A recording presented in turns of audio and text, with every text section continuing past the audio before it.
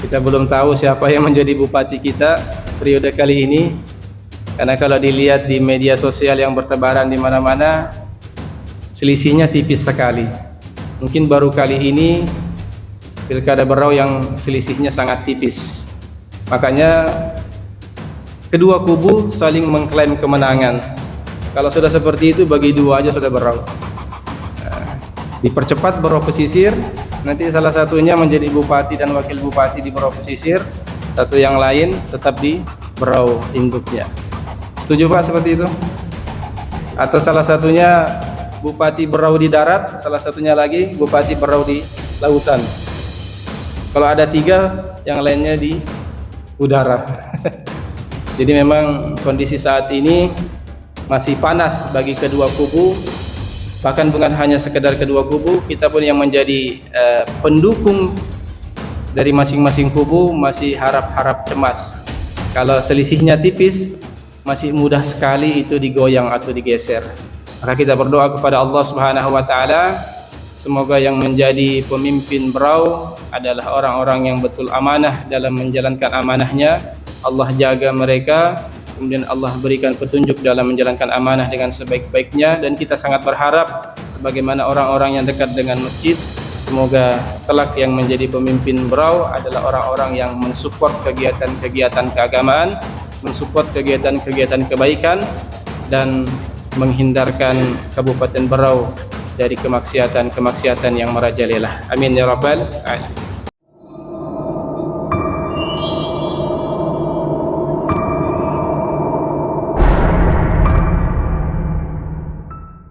Jamaah yang dimuliakan oleh Allah Subhanahu wa taala, mari kita sama-sama senantiasa bersyukur atas segala nikmat yang Allah berikan kepada kita semua, karena sesungguhnya nikmat-nikmat itu adalah sesuatu yang sangat penting dalam penjalanan kehidupan kita, sehingga Allah Subhanahu wa taala tidak salah memberikan nikmat itu sampai hari ini kepada kita semua.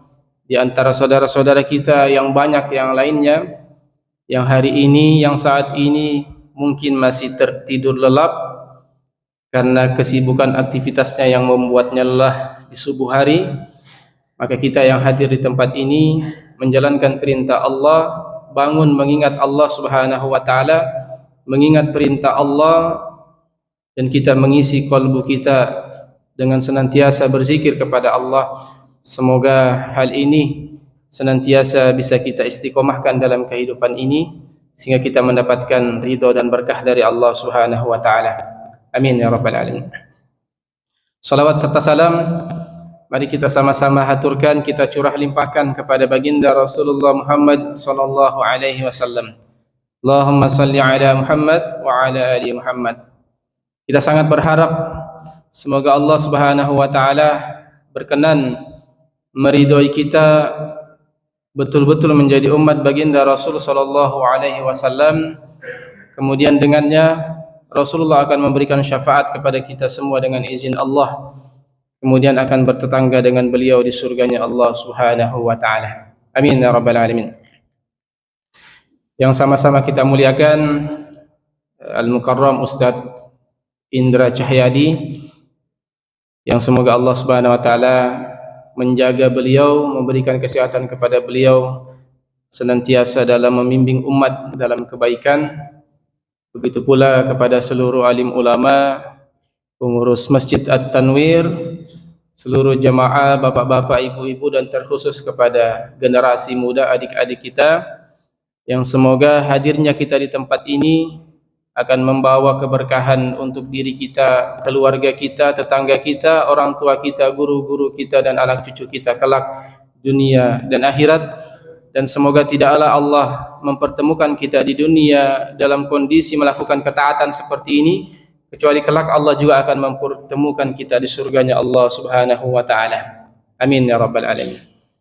Dan inilah juga yang menjadi sebab kenapa para imam selepas salam melaksanakan solat wajib, mereka menghadap ke belakang, menghadap ke para jamaah untuk melihat wajah-wajah para jamaahnya di belakang sambil mendoakannya, ya Allah, saksikanlah pada subuh hari ini Engkau telah mengizinkan kami untuk bertemu di tempat ini, di rumahmu, dalam kondisi melakukan ketaatan kepadamu, maka janganlah Engkau pisahkan kami kecuali Engkau akan mempertemukan kami di surgamu.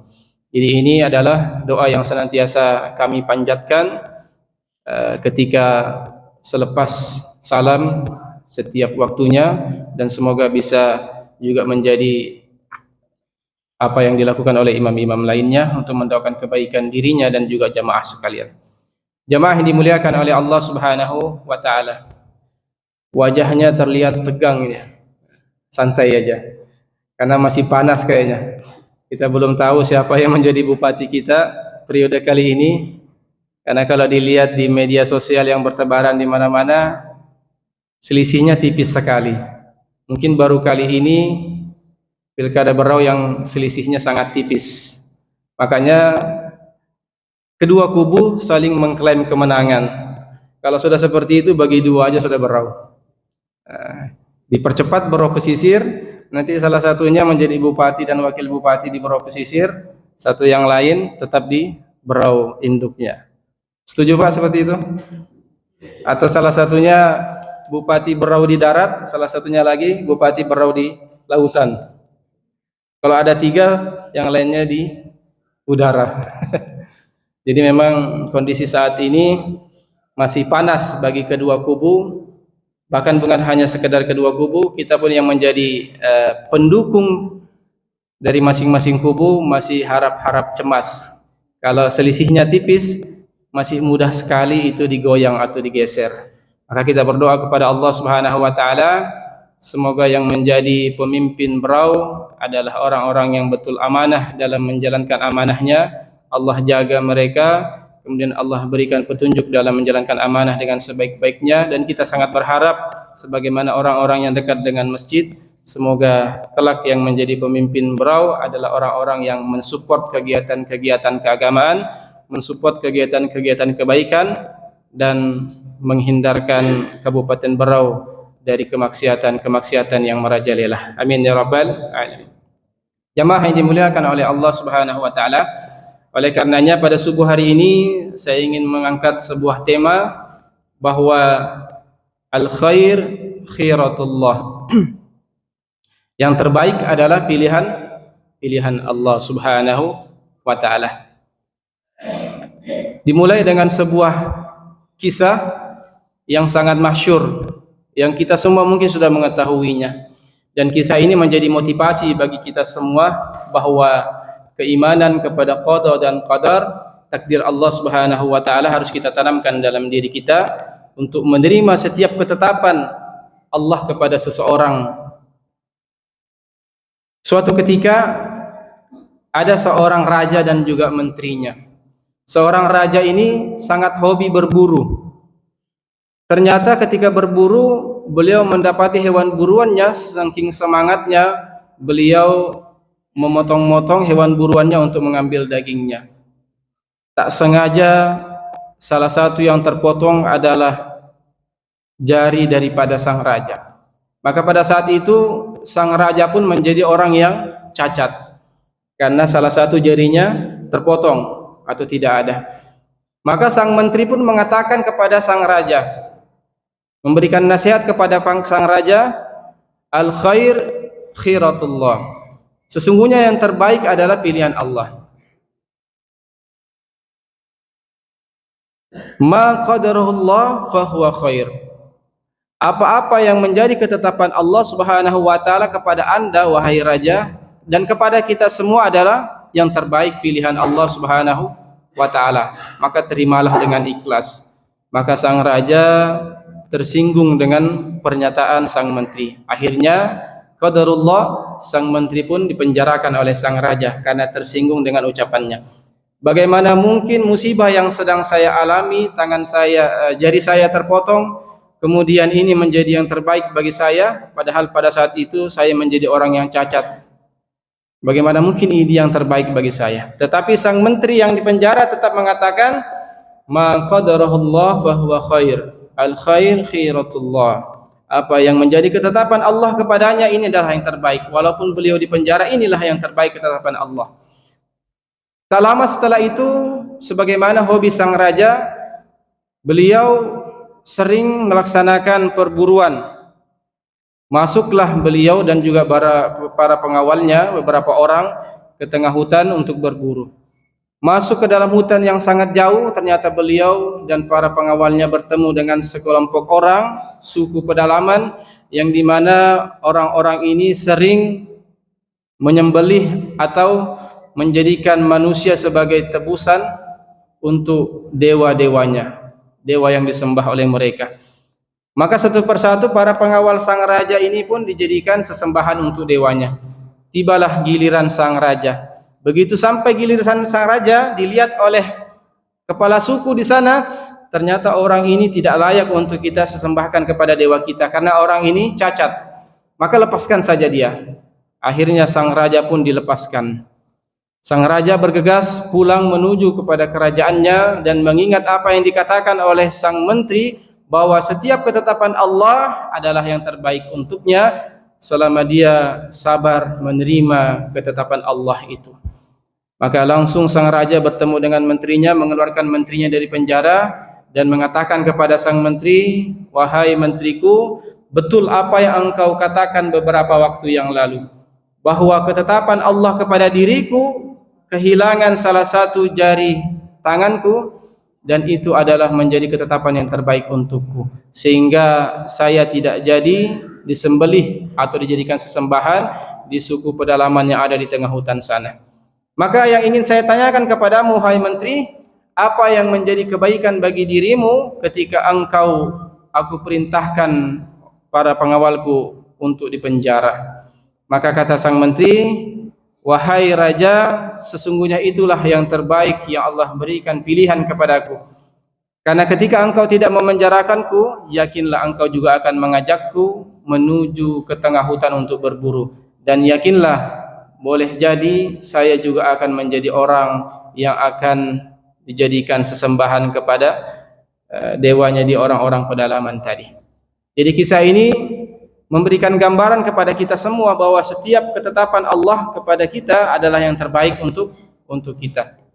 Maka tidak heran ketika baginda Rasul sallallahu alaihi wasallam bersabda, "Ajibtu lil mu'min", sungguh ajaib, sungguh mengagumkan urusan orang-orang mukmin.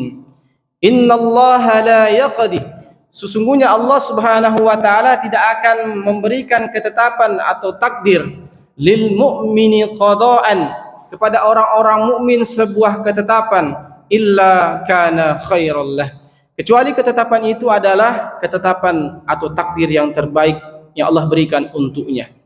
Hadis riwayat Ahmad. Tetapi yang perlu digarisbawahi dalam redaksi hadis ini disebutkan adalah lil mukmin, kepada orang-orang mukmin, tidak sekedar muslim. Karena kalau orang-orang mukmin yang mendapatkan ujian, cobaan dari Allah Subhanahu wa taala, baik ujian dan cobaan itu berupa sesuatu yang tidak mengenakan bagi dirinya ataupun yang mengenakan bagi dirinya, maka dia senantiasa mengingat Allah Subhanahu wa taala. Dalam riwayat yang lain, ajaban li amril mu'min, sungguh sangat ajaib urusan orang-orang mukmin. Lagi-lagi disebutkan orang mukmin. Kenapa ajaib? Urusan orang mukmin itu ketika dia mendapatkan kesenangan dari Allah Subhanahu wa taala, mereka senantiasa mengingat Allah, bersyukur atas segala nikmat Allah Subhanahu wa taala. Baik spontan dengan lisannya mengucapkan alhamdulillahi rabbil alamin. Lalu kemudian diimplementasikan dalam bentuk ketaatan kepada Allah Subhanahu wa taala dari setiap nikmat yang Allah anugerahkan kepadanya. Dan ketika dia mendapatkan ujian yang tidak mengenakan bagi dirinya, mereka senantiasa bersabar, dan itu jugalah yang terbaik untuknya. Jadi orang-orang mukmin itu luar biasa. Maka jamaah sekalian yang dimuliakan oleh Allah Subhanahu wa taala, salah satu tanda mudah-mudahan kita menjadi orang mukmin adalah ketika kita mendapatkan kebahagiaan, kebaikan dunia, kita spontan mengucapkan alhamdulillahi rabbil alamin. Kira-kira bapak-bapak ibu sekalian sering mengucapkan alhamdulillah? Berarti insyaallah salah satu faktor atau indikator mudah-mudahan kita menjadi seorang mukmin. Dan ketika mendapatkan musibah, kita mengucapkan inna lillahi wa inna ilaihi raji'un. Bukan hanya sekedar musibah ketika meninggal, karena biasanya bahasa ini atau kata-kata ini identik dengan orang meninggal. Diumumkan inna lillahi wa inna ilaihi raji'un, telah berpulang ke rahmatullah, dan seterusnya. Jadi seolah-olah kalimat ini hanya untuk orang yang meninggal, padahal apapun kondisi kita ketika mendapatkan ujian atau dalam tanda kutip musibah, kita senantiasa mengucapkan inna lillahi wa inna ilaihi raji'un.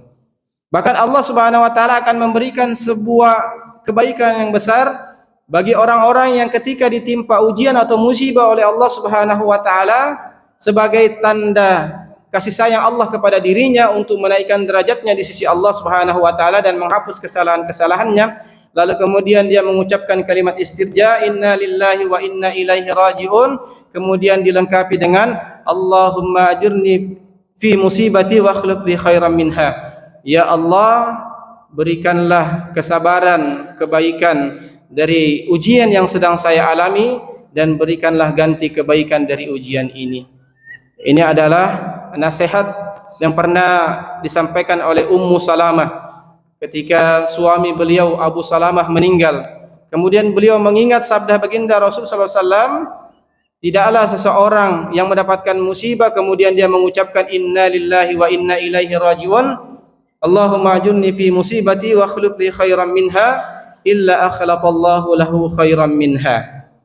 Kecuali Allah Subhanahu wa taala akan memberikan ganti kepadanya dengan ganti yang lebih baik lagi.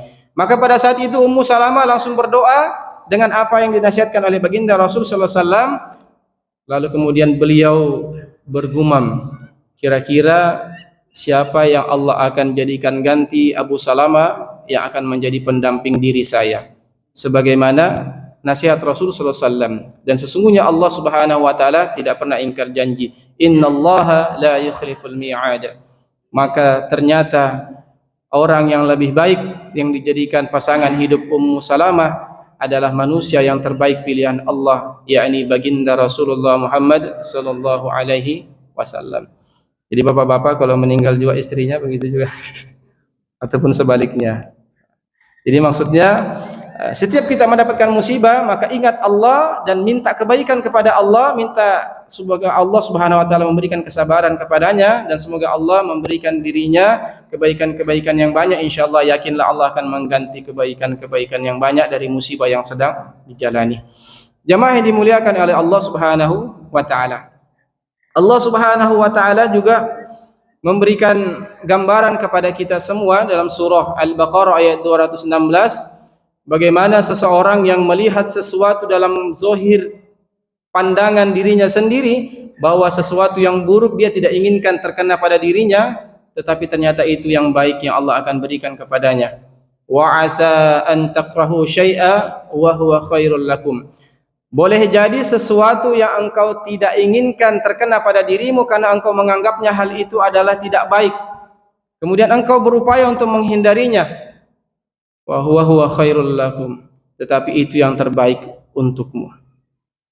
Di dalam ayat lain An-Nisa ayat 19 kalau tidak salah, fa in karihtumuhunna wa asa an takrahu syai'a wa yaj'alallahu fihi khairan katsira.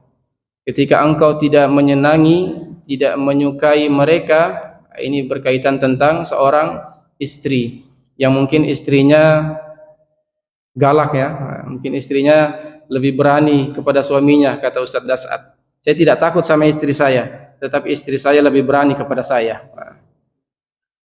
Sehingga kalau sehari-hari begitu dia lebih galak daripada suaminya, boleh jadi kayaknya harus diganti.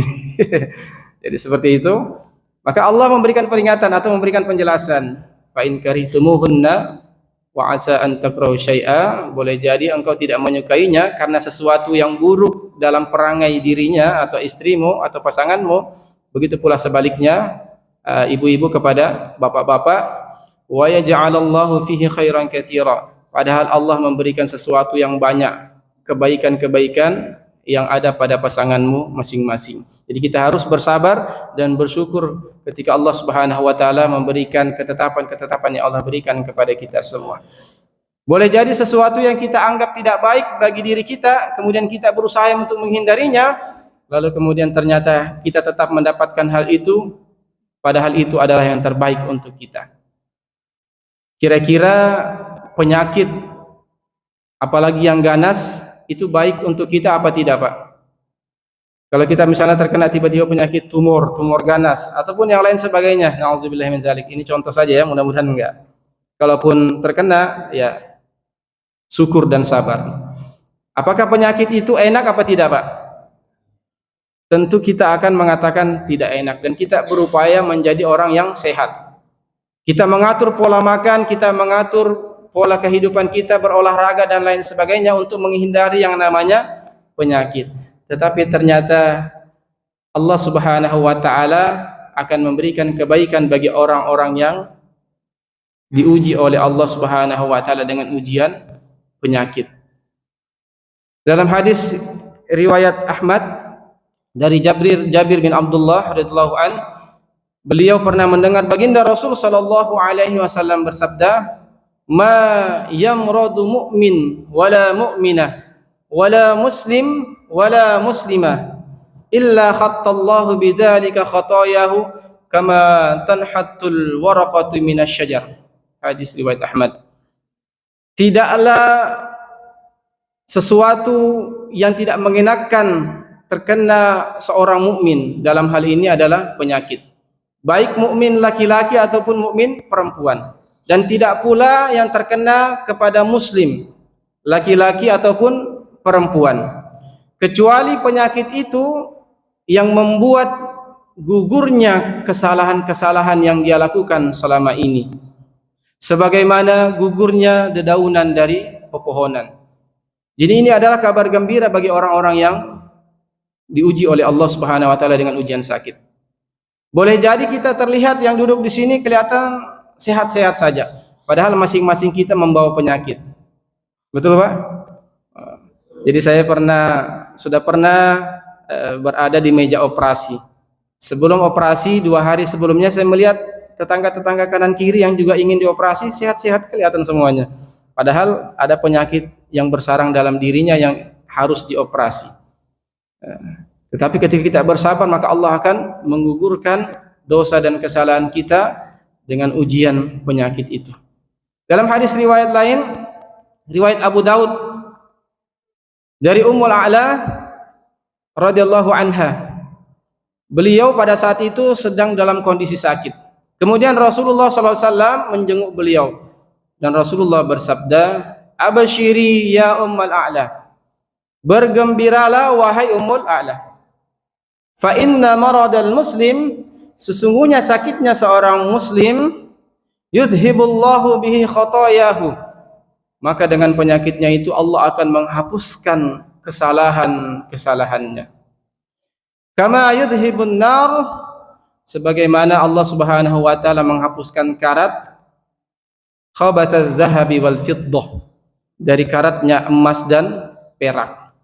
Jadi ini adalah kabar gembira bagi kita-kita yang diuji oleh Allah Subhanahu wa taala dengan penyakit.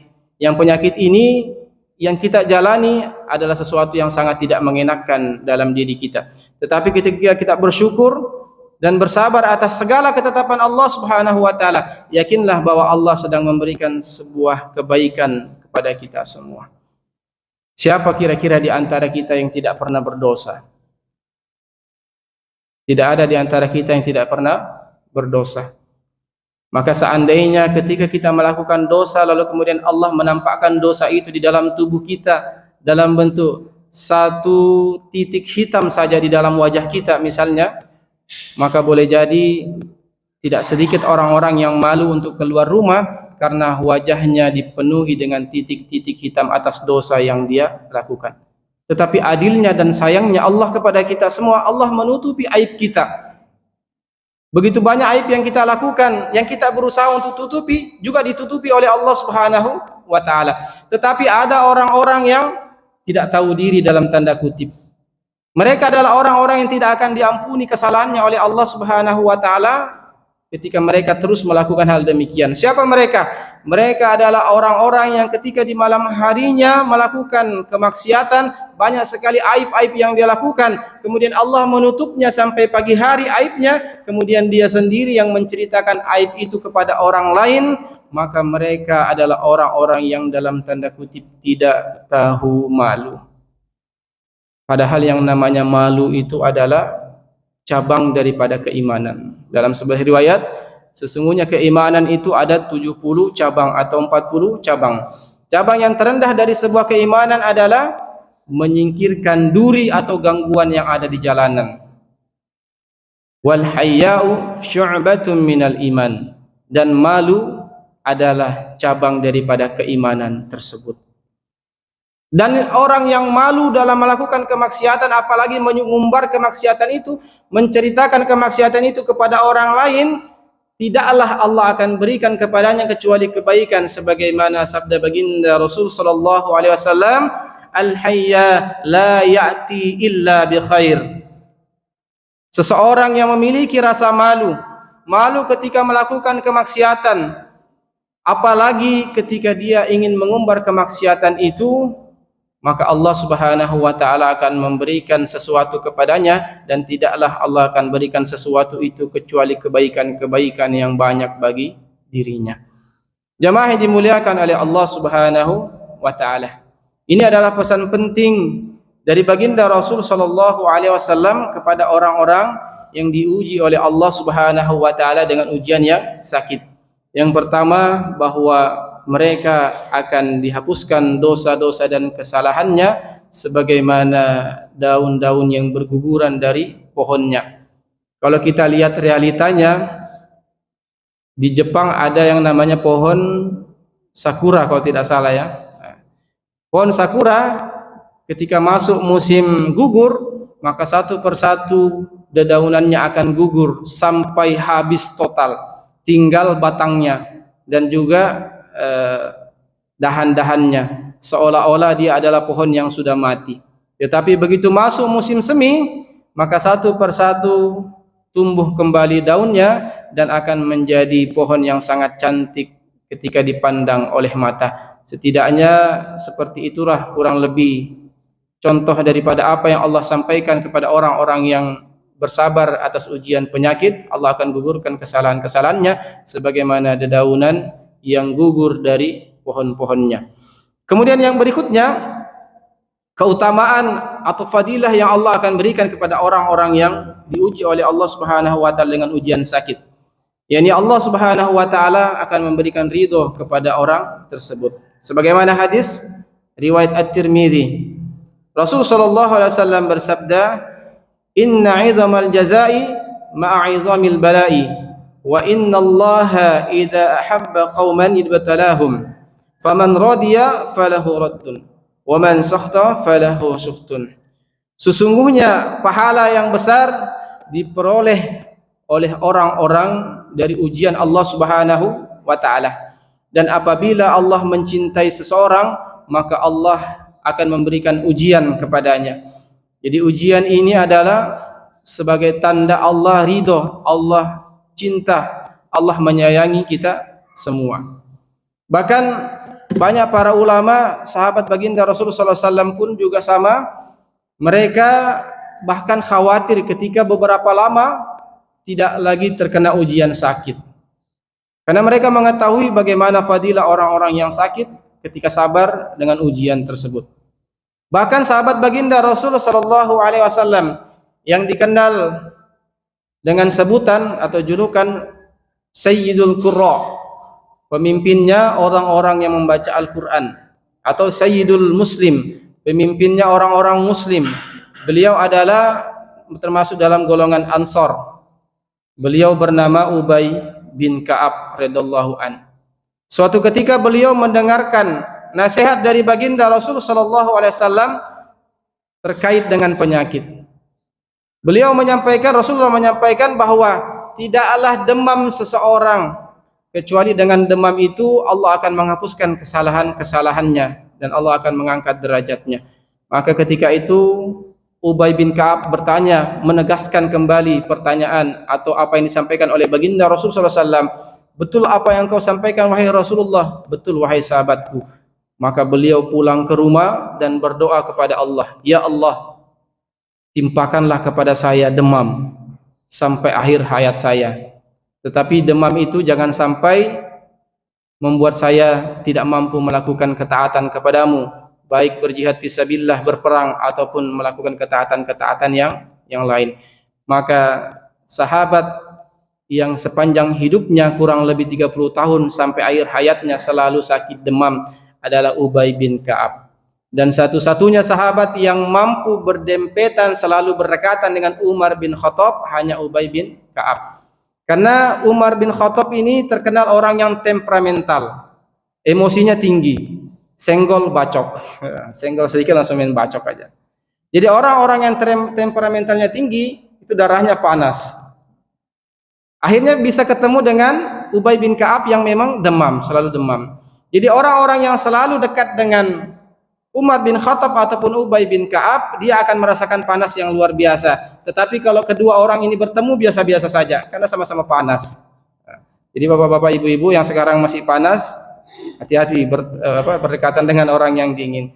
Makanya ketika kita emosi diperintahkan oleh baginda Rasul sallallahu alaihi wasallam, karena pada saat itu darah kita sedang mendidih, kita sedang diuji oleh Allah, kita sedang diganggu oleh syaitan, maka cepat-cepatlah untuk beristighfar, cepat-cepatlah untuk berwudu. Kalau tidak juga ternyata reda emosi kita, maka solatlah untuk meminta perlindungan kepada Allah Subhanahu wa taala. Jadi Ubay bin Ka'ab ini kurang lebih 30 tahun sampai akhir hayatnya selalu sakit demam. Karena beliau juga yang minta kepada Allah, karena beliau tahu bagaimana fadilah orang-orang yang sakit, kemudian dengan sakitnya dia bersabar. Bahkan Ubay bin Ka'ab adalah orang-orang yang doanya itu makbul. Doanya insyaallah akan dijabah oleh Allah Subhanahu wa taala. Suatu ketika beliau di masa tuanya datang ke Madinah. Kemudian orang-orang berbondong-bondong mendatangi beliau karena orang-orang tahu dia adalah sahabat baginda Rasul sallallahu alaihi wasallam yang doanya makbul. Satu persatu orang meminta doa, minta didoakan oleh beliau dan didoakan oleh beliau, dan sampailah giliran orang terakhir untuk minta didoakan dalam tanda kutip, seorang pemuda. Begitu pemuda ini mendekati Ubay bin Ka'ab, dan ternyata pemuda ini tidak ingin minta didoakan, tetapi pemuda ini bertanya, "Wahai paman, sedari tadi saya melihatmu mendoakan orang-orang yang banyak meminta doa kepadamu, tetapi saya ingin bertanya kepadamu, wahai paman, kenapa engkau tidak meminta doa kepada Allah agar engkau juga disembuhkan dari penyakitmu yang engkau alami?" Maka apa yang dikatakan oleh Ubay bin Ka'ab? Sesungguhnya kesabaran dari ujian Allah dengan sakit ini, Allah akan memberikan pahala luar biasa. Allah akan menghapuskan kesalahan-kesalahan saya dan Allah akan mengangkat derajat saya di sisi Allah Subhanahu wa taala. Bahkan sahabat baginda Rasul sallallahu alaihi wasallam yang lainnya, yakni Abu Kilabah. Abu Kilabah ini salah seorang sahabat yang mulia. Beliau di akhir kehidupannya adalah orang yang memiliki sakit yang sangat keras, tetapi beliau senantiasa berzikir kepada Allah Subhanahu wa taala, bahkan zikirnya adalah sesuatu yang tidak lumrah di telinga kita. Beliau kondisinya di akhir hayatnya adalah orang yang dalam tanda kutip cacat. Kakinya sudah tidak normal, tangannya sudah tidak normal, matanya buta, pendengarannya sudah tidak normal, dan beliau tinggal di gubuk kecil. Beliau senantiasa dirawat oleh anaknya yang laki-laki. Maka suatu ketika beliau dihampiri oleh seorang pemuda. Melihat kondisi beliau, pemuda ini belum tahu siapakah beliau. Ternyata beliau adalah Abu Kilabah, sahabat baginda Rasulullah SAW. "Wahai paman, kondisimu ini sangat luar biasa. Kenapa engkau tidak meminta doa kepada Allah untuk disembuhkan?" Ketika itu pemuda ini mendengar dari lisan beliau, beliau berzikir kepada Allah dengan zikir kurang lebih seperti ini, bahwa beliau memuji kebesaran Allah Subhanahu wa taala dan bersyukur atas segala nikmat yang Allah berikan, yang nikmat ini tidak diberikan kepada kebanyakan manusia. Jadi pemuda ini heran, maksud nikmat yang Allah berikan kepadanya yang tidak diberikan kepada orang lain itu nikmat apa? Padahal kondisinya sangat parah sakitnya. Maka kata beliau bahwa nikmat yang Allah berikan yang tidak Allah berikan kepada orang lainnya, walaupun kondisi diri beliau seperti itu, sakit yang sangat parah, yakni nikmat ketika lisannya, ketika hatinya masih bisa mengingat Allah, senantiasa berzikir kepada Allah Subhanahu wa taala. Ini adalah pesan penting bagi kita semua, bahwa ujian sakit itu memang luar biasa. Maka tidak sedikit orang-orang yang ketika diuji sakit kemudian pengen cepat sembuh, akhirnya menghalalkan segala cara-cara yang dimurkai Allah, mendatangi sandro atau dukun dan lain sebagainya, dia lakukan untuk cepat sembuh, padahal itu malah membawa kemurkaan Allah Subhanahu wa taala. Tetapi ingatlah Allah Subhanahu wa taala dalam setiap ketetapan Allah, baik ataupun buruk ketetapan Allah yang sedang berada pada dirinya, sesungguhnya Allah sedang memberikan ridhonya kepada orang tersebut. Kemudian yang berikutnya, fadilah orang-orang yang sakit kemudian bersabar dengan ujian sakit itu, bahwa Allah tetap akan menuliskan kesempurnaan ibadah yang dia lakukan sebagaimana ibadah yang dia lakukan ketika dalam kondisinya sehat. Idza maradal abdu aw safar, ketika seseorang hamba dalam kondisi sedang sakit atau sedang dalam perjalanan, kutiba lahu mithlu ma kana ya'malu muqiman sahihan, maka Allah akan tetap mencatatkan baginya amal-amal pahala dari ibadah yang dia lakukan sebagaimana ibadah yang dia lakukan ketika kondisi sehat dan kondisi tidak safar atau mukim. Karena yakinlah, seseorang yang sedang sakit, apalagi sakit keras, maka kualitas dan kuantitas ibadahnya akan menurun drastis. Yang tadinya ketika dia sehat, dia mampu solat dalam kondisi berdiri, sesempurnanya solat kondisi berdiri. Tetapi ketika dia sakit, dia hanya mampu mungkin solat dalam kondisi duduk. Bahkan ketika lebih parah lagi, dia hanya mampu solat dalam kondisi berbaring. Bahkan lebih parahnya, dia hanya mampu dengan menggerakkan anggota tubuh yang mampu digerakkan untuk melaksanakan solat.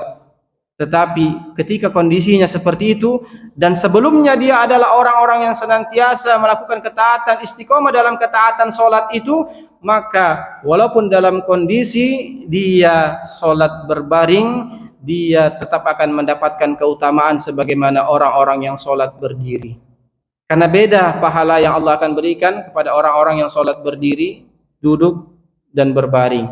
Tetapi kalau kondisinya memang harus membuatnya seperti itu, Allah tetap akan mencatatkannya sebagaimana keutamaan orang-orang yang solat berdiri. Jamaah yang dimuliakan oleh Allah Subhanahu wa taala, ini adalah tanda kasih sayang Allah Subhanahu wa taala kepada kita semua. Dan yang terakhir, seseorang yang mendapatkan ujian sakit kemudian dia bersabar, dengan kesabarannya Allah akan memberikan pahala yang tidak terhingga. Sebagaimana surah Az-Zumar ayat 10, innama yuwaffas sabiruna ajrahum bighairi hisab. Sesungguhnya orang-orang yang sabar dari ketetapan Allah Subhanahu wa taala dan menerima ketetapan Allah, senantiasa berhusnuzon, berprasangka baik atas ketetapan Allah itu pada dirinya, maka Allah akan memberikan pahala yang sangat besar yang tidak terhingga. Maka tidak heran ada seorang ulama yang mengatakan ada 3 amalan yang tidaklah 3 amalan ini ketika dilakukan hampir-hampir tidak mampu yaumil mizan, timbangan di yaumil mizan nanti untuk menampungnya, saking beratnya, saking besarnya pahala yang Allah berikan kepadanya, yakni yang pertama puasa, kemudian yang kedua memaafkan orang yang telah menzoliminya, kemudian yang ketiga dia bersabar atas segala ketetapan Allah Subhanahu wa taala kepadanya. Maka inilah pentingnya kita senantiasa menghadirkan dalam pikiran kita al-khair khiratullah, yang terbaik adalah pilihan Allah yang Allah akan berikan kepada kita. Ma qadarullah fahuwa khair. Apapun yang menjadi ketetapan Allah pada diri kita dan pada kita semua adalah yang terbaik pilihan Allah.